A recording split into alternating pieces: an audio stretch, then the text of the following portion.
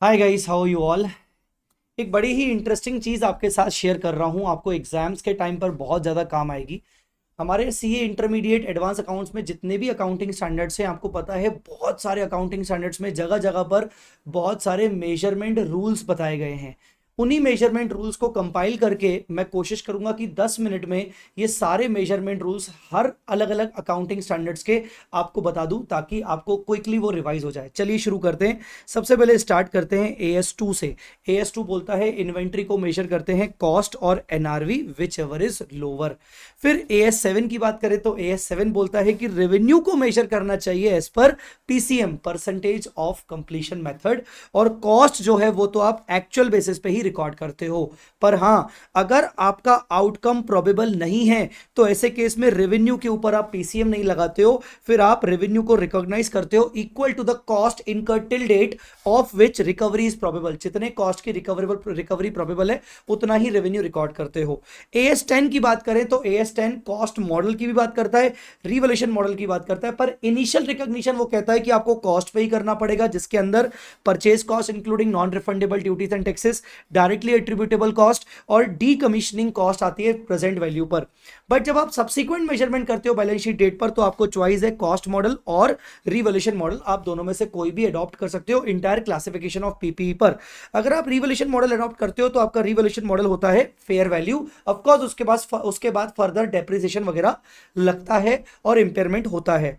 But आगे एक और चीज वो बोलता है कि अगर आपकी असेट रिटायर हो चुकी है एक्टिव यूज से, फिर आपको डेप्रिसिएशन लगाने की जरूरत नहीं है। फिर ऐसे केस में आप अपनी असेट को कैरिंग अमाउंट और NRV which ever is lower पे मेजर करोगे PPE को। फिर बात करते हैं AS11 की। AS11 बोलता है कि भाई अगर फॉरेन करेंसी मॉनेटरी आइटम्स है तो आप उनको क्लोजिंग एक्सचेंज रेट पर मेजर करोगे। अगर नॉन मॉनेटरी असेट्स लायबिलिटीज है जो कि कॉस्ट पे मेजर होते हैं, तो आप उनका हिस्टोरिकल कॉस्ट जो भी स्पॉट रेट है उसी पे आप उनको लेके आओगे। AS12 की बात करें गवर्नमेंट ग्रांट्स, तो गवर्नमेंट ग्रांट अगर आपको काइंड में मिल रही है, काइंड में अगर आपको असेट मिल रही है तो आप उसको फ्री में मिल रही है, तो आप उसको रिकॉर्ड करते हो नॉमिनल वैल्यू पे। नॉमिनल वैल्यू मतलब 1 रुपी, 10 रुपी, 100 रुपए।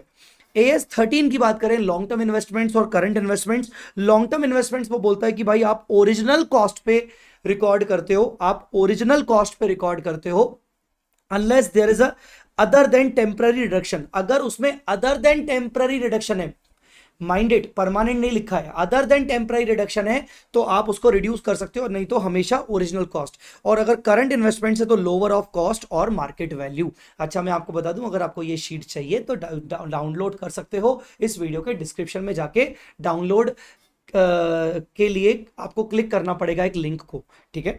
आगे AS14 की बात करें, अमेलगमेशंस की बात करें, तो वहां पर in the nature of purchase के केस में आप नेट असेट्स को बुक करते हो फेयर वैल्यू पर, अगर क्वेश्चन में गिवन होगा। आप नेट असेट्स को बुक करते हो बुक वैल्यू पर अगर in the nature of merger का क्वेश्चन है तो।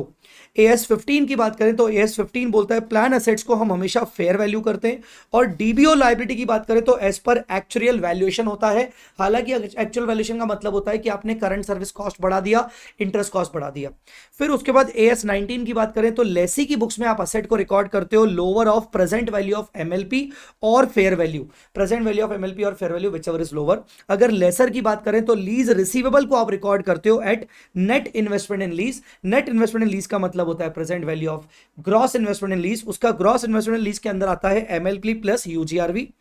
AS21 की बात करें कंसोलिडेशन, तो वो बोलता है कि सब्सिडरी के नेट एसेट्स को आप फेयर वैल्यू पे लेके आओगे। AS23 की बात करें तो वो बोलता है कि इन्वेस्टमेंट इन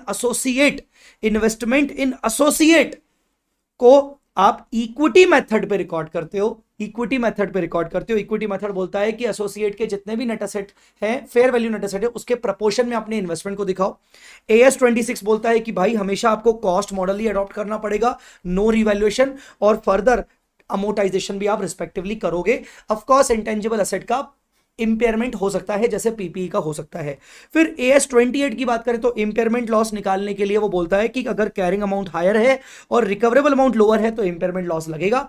और रिकवरेबल अमाउंट का मतलब होता है हायर ऑफ NSP मतलब net selling price, and value in use. Value in use मतलब present value of future cash flows. Guys I hope आपको इन 5 मिनट के अंदर अंदर पूरा का पूरा ये मेजरमेंट रूल समझ में आए होंगे। अगर पसंद आया तो बेटा लाइक जरूर करना, शायद आपको मतलब मेरी दुआएं लग जाएंगी, और दुआएं लग गई ना तो मैं बता रहा हूं एक बार में सीए बन जाओगे। तो पसंद आया तो जरूर लाइक करना, और अभी बाकी सभी दोस्तों के साथ जरूर शेयर करना। Thanks a lot guys, bye bye, take care, all the best.